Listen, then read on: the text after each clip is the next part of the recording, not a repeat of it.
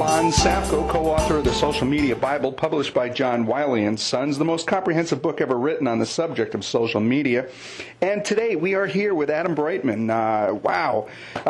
This guy's been out there doing mobile marketing and mobile advertising, and we're going to talk about that, and we're going to talk about social media. So, Adam, it's awesome to have you here today. Thank you. Great to be here, Lon. This is cool. Can you tell the listeners a little bit about what your background is and who you are? Sure. So I work for Crayon, which is a strategic marketing consultancy, and we help brands leverage conversational marketing at a very high level. I've actually only been there for about a month now. I was previously at Morpheus Media, which was an interactive ad agency. So I've been doing this quite a while. Okay. In our earlier conversation, you made a distinction between mobile advertising and mobile marketing. Can you explain what each one of those are and what the distinction is? Sure. So since I've been hearing about mobile at large, I have been hearing people talk about mobile advertising, and people are saying that 2005 was the year of mobile, 2006 was the year of mobile, 2007 was the year of mobile, and we keep hearing this from people in reference to mobile advertising. And when I think of mobile advertising, I largely think of putting banners on a WAP page, a wireless application protocol, or just a mobile phone.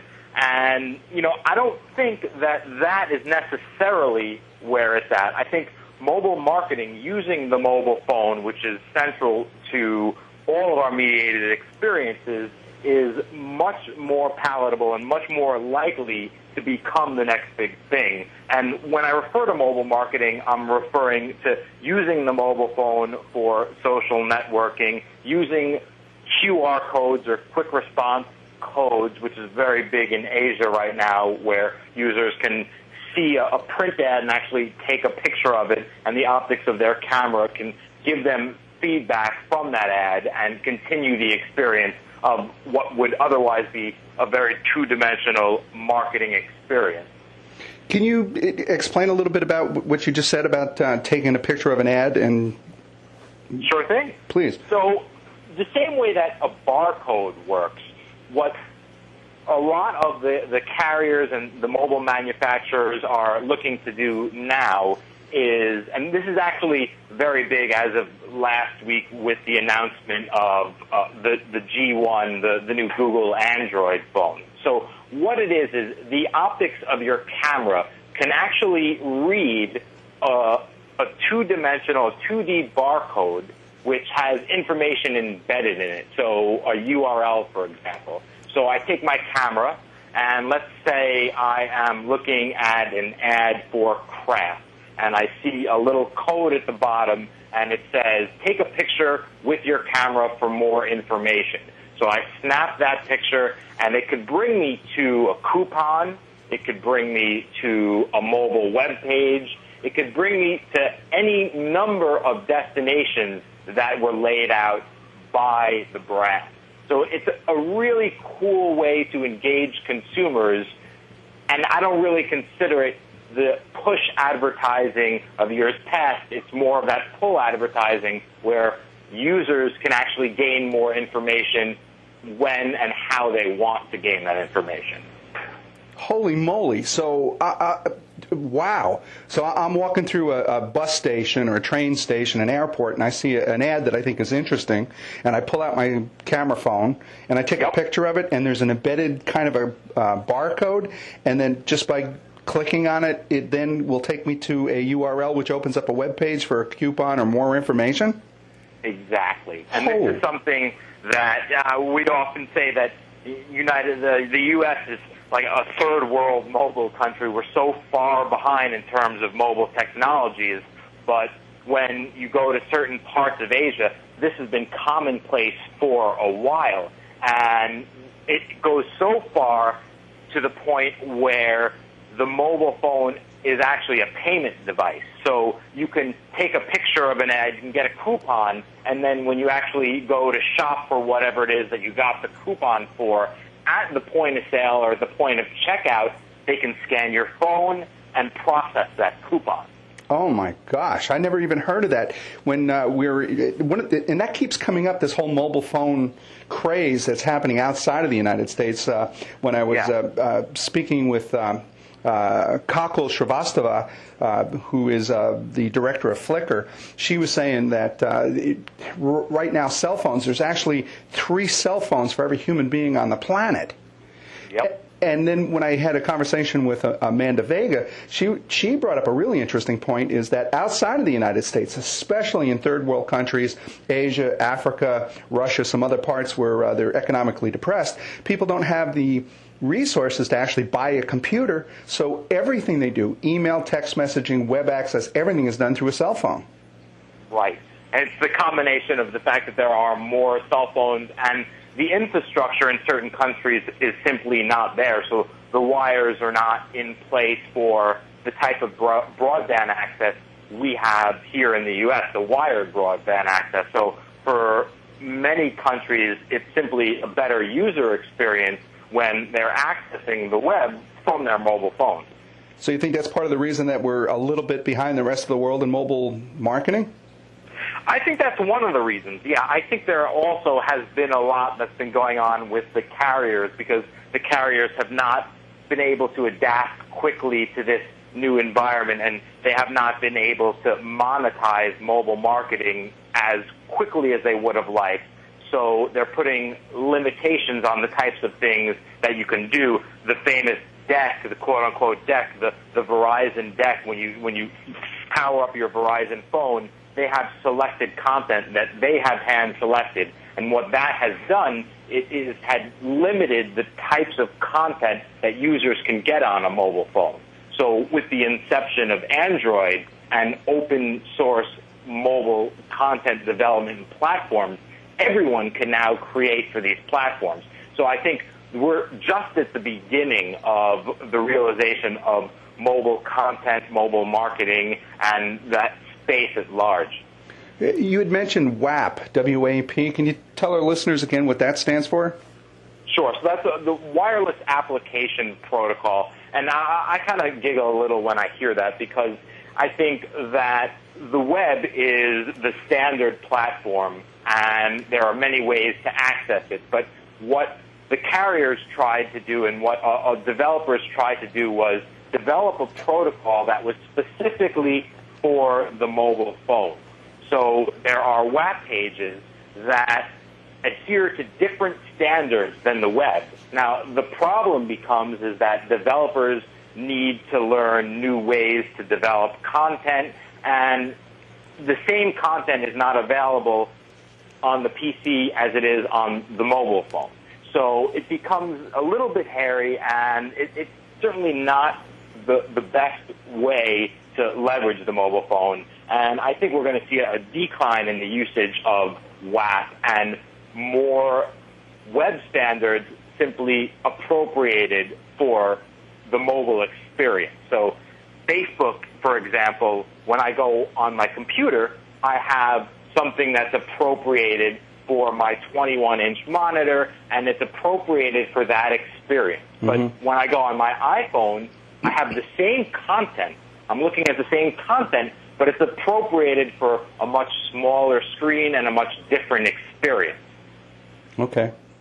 And a lot of people, especially in the entertainment industry, is calling this the fourth screen, which I only just heard recently, but it is making as much of an impact as television, computers, or movie screens.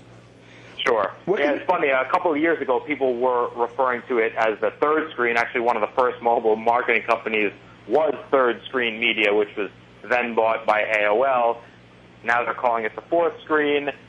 I personally feel that we're going to have 5, 6, 7, 8, 9, 10 screens, all different screens, but it's ultimately all going to be the same content, just accessed in different ways. I completely agree, and I'm absolutely shocked that with more and more cars getting LCD screens for GPS, that we're not seeing a full computer internet interface built right into the cars with a complete operating system. Right, and I don't think we're very far off from that. I think that there are a lot of politics involved.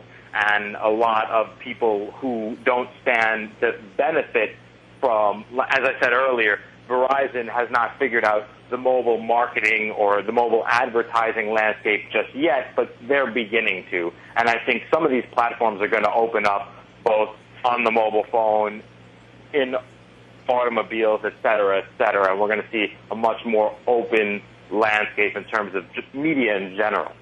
Yeah, and I think that is getting back to some of the stuff that Google Open Social is kind of pushing towards. And I use the word Google where everybody is actually involved in that. And I was actually quite pleased to interview Kevin Marks, where he talked about Open Social and how all of these even seemingly competitors are actually kind of coming together to try to form a standard for transmitting all of this information back and forth, either between applications or, in this case, even between technologies. Right. Well, it's amazing how quickly we forget lessons of the past. And when AOL came on the scene a number of years back at the inception of the Internet, it was a walled garden, similar to the way that Facebook is a walled garden and MySpace is a walled garden. And the model simply doesn't work. People want to own their own data. They want to bring it wherever they want, which is this whole data portability movement. And the walled garden model simply doesn't work. So I think that this move towards open standards is inevitable. The fact that Google is pioneering it and some people are not happy with that because they feel that Google is trying to control information is preposterous in my opinion, because it really is an open system and Google isn't controlling anything. They just happen to have the largest reach in terms of the ability to monetize all of this content and all of this activity online. That open garden, open source, I think is a great point. Being involved in the computer industry as long as I have, looking back at the first Apple II and Franklin stealing all of their ROM codes, and then, of course, Steve Jobs freaking out and locking up the Macintosh and almost destroying Macintosh because he closed it up so much that developers and other people could not. You had to actually buy a special wrench even to open the plastic case. Yep. And then when they did open it up to developers, that's when Macintosh began to flourish. And then I think and that's a hardware example, and I think we also see that with Linux or even WordPress, where we have open source. So I think you're absolutely right. The more people you have involved developing for you, the greater the strength of that platform. Sure, which speaks perfectly to the point of why OS X is so successful. You just mentioned Steve Jobs. He did a 360 when he came back to Apple, and he opened up the platform. Now everyone's developing for it, and now you have an operating system that is enjoying, I think it's 7-8% market share in the U.S. I'm not sure. Yeah, I think it just hit 9%. 9%. Well, that's up from a meager percent a couple of years ago. It's indicative of what it is we're talking about in terms of opening up and allowing the wisdom of crowds to take over. Absolutely. Yeah, I think back in the 90s when I was doing server reports, I think we just about hit 1% total market share for Apple, and now they're actually pushing 9%. And if they keep going, I think Microsoft's really going to have a run for their money. Yeah, and the scary thing for Apple is what's going on right now on the iPhone with the App Store. I hope they don't go back in this direction. I'm sure you've heard of some of the applications that have been kicked out of the App Store that Apple has said. There was an application called Podcaster, and they said, no, that's too close to our iTunes application, and they're not allowing it in the App Store. So I just hope that Apple continues along the road of open source and allows application developers in the App Store, because if not, everyone's going to move to the Android marketplace, which is completely open. Absolutely. And sometimes there's a fine line between complementing and non-competing. And sometimes you really actually have to be really careful with censorship, because once you lose that integrity, you're going to lose your customer base. Sure. And tell me a little bit more about the Google Android. Sure. So this is something that has been obviously a very big deal in the last couple of weeks, and something that I feel a lot of people were poo-pooing and saying that it was getting pushed off and it would never come to fruition. But the notion that anyone could develop for this platform, and anyone could develop applications. I'm actually looking through the marketplace now, and there are already a tremendous amount of applications that are developed, and the thing has not even been released yet. So the potential for the Android platform is really tremendous, and I think over the next 2 years, the mobile landscape is going to look nothing like what it does today. I think the iPhone certainly was a game changer, but Android is, in my opinion, going to be the new game. Yeah, I can't wait to see it. It was a tough thing for me to decide whether or not to go to switch carriers over to AT&T and to go with an iPhone. I eventually stayed with Verizon and went with the Dare, which is kind of a knockoff of the iPhone. Really great platform. But yeah, with the Android coming out and Google behind it, Apple really will have a run for their money on the iPhone. Yeah. Is there any conversations leaking out about whether or not it's going to be non-platform related or is it going to be just for one carrier? Well, from what Google has said, the platform is completely separate from any hardware or carrier. So Great. The Open Handset Alliance, it aims to create this platform much like Linux or Unix, where it is not dependent on any specific type of hardware, and in the mobile arena, any carrier. So I don't think that they could actually go back on that because Google doesn't actually own it. It's a product of the Open Handset Alliance, which is pretty interesting. And I think the play there is Google knows the more access they have to put their ads next to relevant content, the better off they are. And since they have such penetration online now, they'll be able to parlay that into many different arenas, which is why they were bidding on the 700 megahertz spectrum a few months back, because they didn't want someone else to purchase that block and own those airwaves. So the more open the world is, the more that Google can monetize the world of content, because their technology is so far superior than anyone else's, which we see in the fact that Microsoft or MSN only has such a small percent of search share, and Yahoo also has a very small percent, because they simply don't have the targeting capability to offer the advertising solutions that Google does. Yeah, that's absolutely true. Over the last 4 years, I've taught SEO, SEM, and every couple of months I have to update all of my charts because Google's market share just keeps getting larger and larger, while Yahoo, of course, and Microsoft's always had around 12%, but even that seems to be dropping. And with the skill that Microsoft has on duplicating other companies' products, I'm really kind of quite surprised that they really haven't taken some of Google's ideas and actually implemented them themselves. Yeah. And I know that sounds cynical. Yeah, well, I was actually out in Seattle, I think it was about a year and a half ago, just around the time that the Ad Center platform was launched, and I was talking to product managers, and they were saying that things were in the queue and that it would become easier for agencies, and I was at an agency and we did a lot of paid search, and it was simply not worth the time it took to run these campaigns, because even if the ROI was there, it was so small and it took so much time to implement that for certain clients we would just put all of the budget into Google because it was simpler, the ROI was there, and it was scalable. Yeah. And that's what I'm seeing in the industry too. And I even have to kind of teach it. If you're looking at 50% market share and everybody else is splitting up the 50%, really, where does it pay to start your campaign? Well, with the one that the company that's going to get 1 out of 2 of your customers. So right. Yeah. In your blog, you talk about social networking 2.M. What does that mean? Well, as much as I hate to propagate nebulous phrases like that, I felt the need to tag it something. And I think that social networking is all the rage these days, obviously, social media. Everyone is talking about it. And even writing about it. Even writing about it and developing models, and marketers are jumping in and trying to figure out how to monetize social media.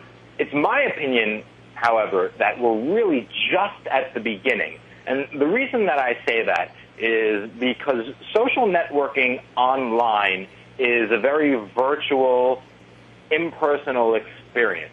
But when you add the mobile phone into the equation, it makes it much more adaptable to real-life situations and much more personal. So an example would be that online, again, going back to when I was talking about Facebook before, online, I'm simply in front of a screen. I'm reading what my friends are doing. You know, I can comment, I can respond. But on my iPhone, I have a location-aware device with a camera, and I can say, not only can I say, here's what I'm thinking or here's what I'm doing right now in front of my computer, because if you're typing in front of your computer, chances are you're not doing anything other than working. But on the mobile device, I can say, I'm at the park, it's beautiful out, a bird just flew by, and you take a picture of it. It adds much more real-life elements to the social networking. True. And elements, I can be out at a bar and I can crowdsource, say, let's all get together now and have a meetup and talk about something, and it adds a much more human element to social networking. And it's something where companies like Whirl or Wear or Loop, we're starting to see all of these social network tools that take advantage of the location-aware device, and I think that's going to become more and more ingrained in the entire social media space. Yeah, I agree, and with the phenomenal success of Twitter and people tweeting all over the place, I interviewed Francine Hardaway, and she uses her mobile phone with Twitter to say, for example, I'm at the intersection of 24th and Camelback, and I'm heading into Houston's for dinner. Anybody in the area, would you like to join me? And people from all over the place just pop in and sit down and have dinner with her. Yeah, it's amazing, and I had been using Twitter since it came out.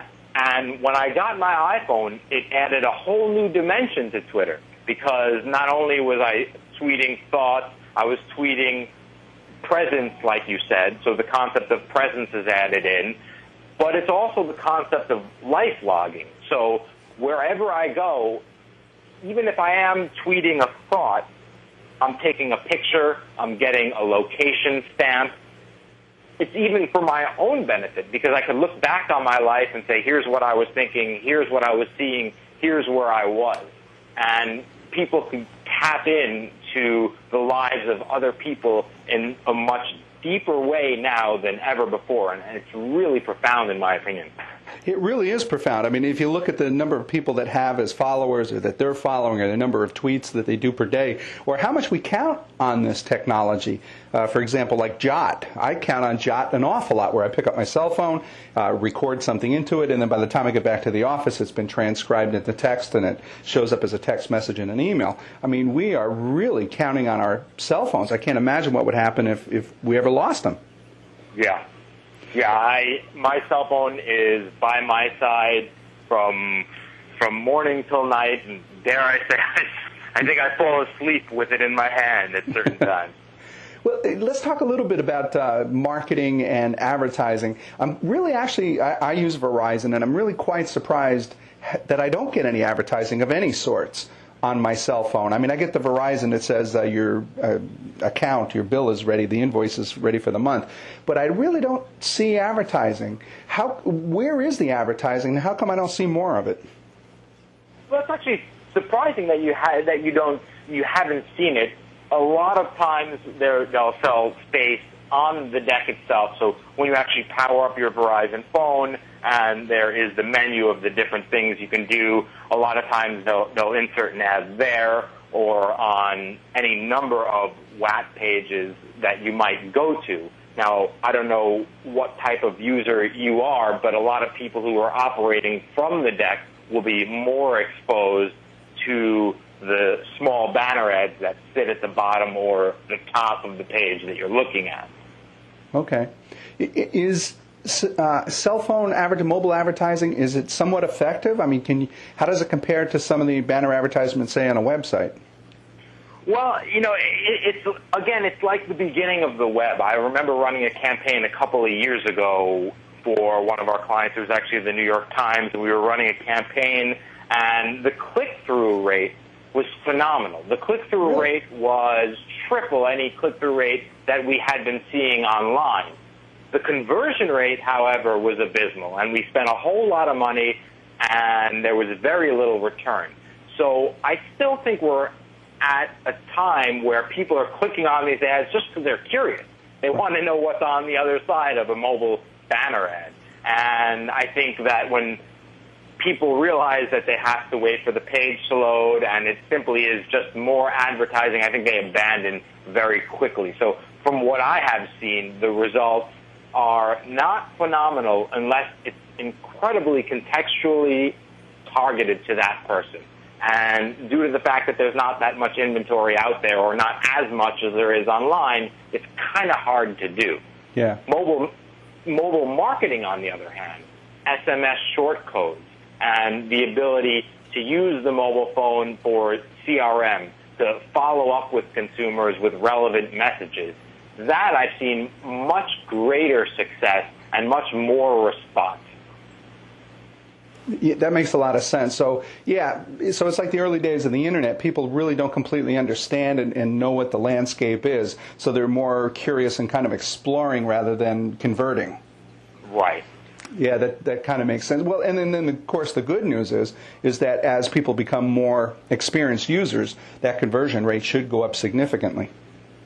In theory, yes, and I think also with the proliferation of the third generation networks and Verizon saying that it will have its 4G network out soon, I think the speed at which we're able to traverse the mobile space will aid in people's ability to convert. So I oftentimes am sitting waiting for the bus, which I don't actually take, but I always use that example. Yeah. But someone, for example, is waiting for the bus, and that's their downtime, and that's when they're looking at the web on their mobile phone, and an ad pops up, they click on it. The last thing they want to do is wait.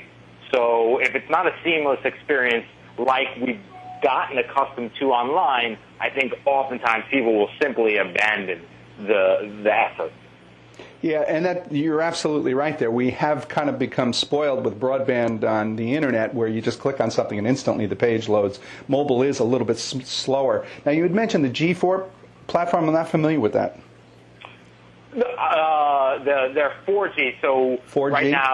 Right now AT&T and Verizon are both deploying their 3G networks, and Verizon has said that their 4G, I can't remember off the top of my head when, but I believe they had said next year their fourth generation mobile network would be deployed. So we'll be online, we'll be emailing, we'll be doing all the things that we do in front of our home computers on our mobile phones much quicker, and I think that will also spur the adoption of mobile content and mobile marketing and advertising.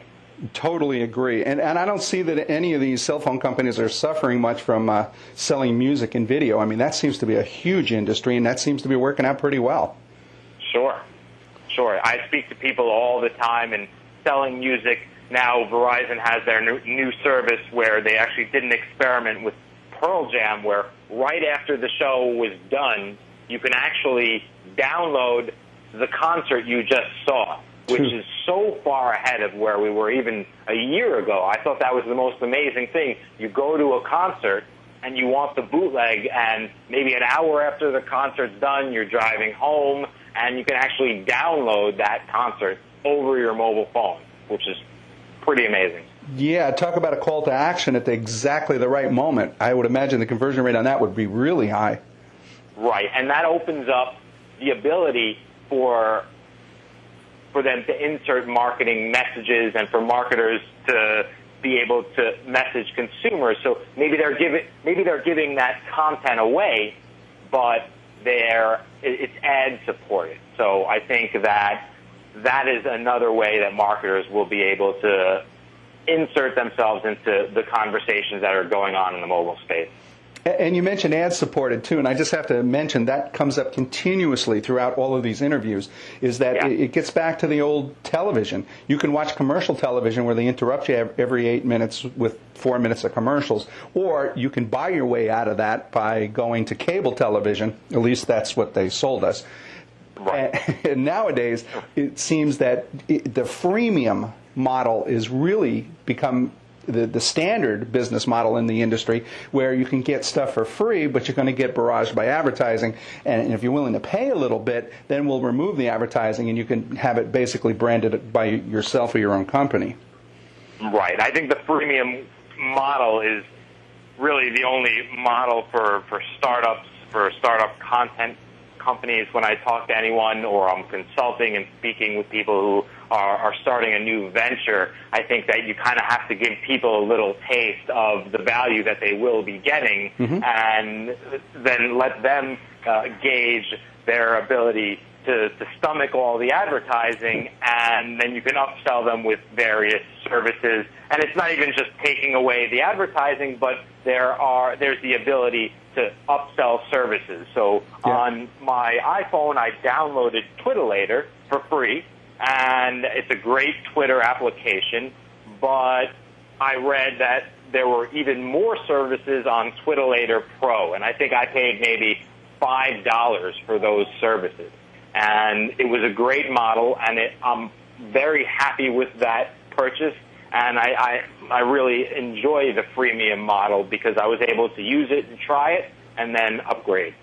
I totally agree, and I like what you also just said is about the different stages, where if you have a limited budget, you can get in and tolerate the ads, but you can do pretty much everything for free, and you can kind of buy your way up through first eliminating some advertising, then eliminating more advertising, and then actually branding the website. Ning had a great freemium model where you can totally brand everything, the URL, the website, remove even the Ning logo, and you're still only looking at $33 a month. So even then, it's still reasonable. Right. I think the Ning's model is great, and the viral loop, as they call it, I was reading the founders, and they were referring to the viral loop, has created so much traffic around and so much usership around Ning that $33 a user adds up very quickly. Yeah, when you have 500,000 users, that's not too shabby. Yeah. Is mobile marketing, mobile advertising, is that only for the Fortune 500s, or could smaller companies consider it? I would say at this point, I really only see Fortune 500 brands using mobile marketing. A lot of entertainment companies are using it. I really don't see any, well, I don't want to say mom and pop, but I don't really see any mid-sized companies using mobile marketing. I think that when I was at Morpheus Media, some of our smaller clients, we were experimenting with mobile search via Google, but we weren't doing a whole lot of mobile advertising because it was simply not cost effective. So the CPMs for a mobile banner are much greater than they are online because there's simply not as much inventory and there's more demand. Yeah. So I think at this point, mobile advertising is largely Fortune 500, and in terms of mobile marketing, it's a little more complex to get the short code. Not that it's that expensive, but it takes a little more time and a little more know-how. I think that we'll begin to see services for advertisers, and I'm sure they're out there already, that allow smaller marketers to take advantage of SMS and QR codes. I know there are a number of companies right now that are working on it. There's a company by the name of Augme that does these QR, these 2D barcodes, scan by. There's a number of them out there, and I think we're going to see more of them, and smaller marketers or marketers with smaller budgets will be able to take advantage of some of these newer technologies. Yeah, so as the technology kind of broadens a little bit, we get into our fourth generation, faster downloads, the bar probably will be lowered from the Fortune 500, Fortune 1000, and eventually even to medium-sized companies, you think? Yeah, certainly. And I don't think we're really that far away. I think that it is going to take a shorter period of time this time around, and I say this time around in reference to the onset of the web, and I'm paralleling the onset of mobility and the web, because I don't necessarily see them as mutually exclusive. I see the mobile web or the mobile web experience as an extension of the web at large, and I think that it's going to take a much shorter time for the cost of these things to come down and smaller marketers be able to take advantage of it. Excellent. So basically what you're saying is actually 2009 is going to be the year of mobile. Well, it's we always laugh about that one, the year of the mobile. I think that we're certainly going to experience a jolt in mobile marketing. I think that 2009 will certainly be more significant for mobile marketing than 2008. I don't think there's going to be a year of mobile or any one period in time when we're going to say, this is it, this is mobile marketing. I think it's going to be iterative over the next couple of years. Of course, of course. Is there anything else that you'd like to add to this conversation about mobile advertising, mobile marketing? Well, I think that it's just a very exciting time. I often refer to the mobile device as our remote control for life, because it really has the ability to control everything. I control my calendar, my contacts. Quite literally, there's a program on the iPhone that can control my television set. So more and more, the mobile phone is becoming the centerpiece of everything that we do in our mediated lives. So that's why I'm interested in this space, both professionally and also from an intellectual standpoint, because it is moving so quickly and it is really changing the way human beings interact with one another, and it's just absolutely fascinating. Well, and speaking to that, just to close here, where can people find out more information, first of all, about you? How do they get to your blog? And secondly, what are some of your favorite websites? Where can you send them where they can learn more about mobile technology? Sure. So my site is Media Circus. It's actually a mediacirc.us, not a mediacircus.com. And that's where you can find more information on me. My company is Crayon, and the site there is crayonville.com. And in terms of my go-to blogs, there are a number of them. I certainly rely a lot on Read Write Web, and while they're not specifically talking about mobile all the time, they do often touch upon mobile. There is TechCrunch's Mobile Crunch.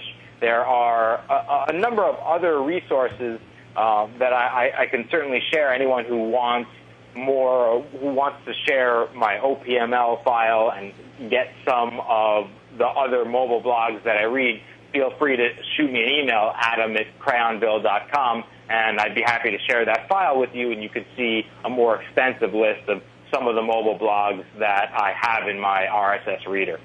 Well, that's really useful. Thank you very much for sharing that with our listeners. I'd really like to thank Adam Broitman for being with us here today and talking about mobile marketing, mobile advertising, and social media. This has been Lon Safko, the co-author of the Social Media Bible. Be sure to check out our other valuable social media tactics, tools, and strategies that can be found in the Social Media Bible book or at its companion website, www.thesocialmediabible.com. For more information about me, Lon Safko, or to learn about how I can speak to your company, please go over to my website at www.lonsafko.com. And Adam, truly, thank you for sharing that great stuff with us today. Well, it was a pleasure. It was our pleasure. Thank you. All right. Thanks so much, Lon.